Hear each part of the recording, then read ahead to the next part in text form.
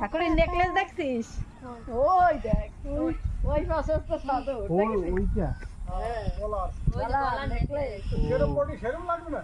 হ্যাঁ, যেরম বলি সেরম দেখতে। হ্যাঁ। মানুষ তো এরকম লাগে। রাস্তাতেই যেরম ধারে এসে দেখা যাবে না। সেটিং করবে কোথায়? ওইদিকে এই যে উত্তরে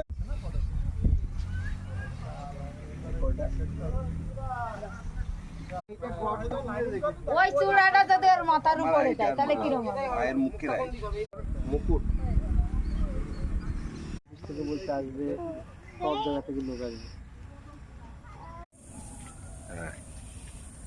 ঘোরাও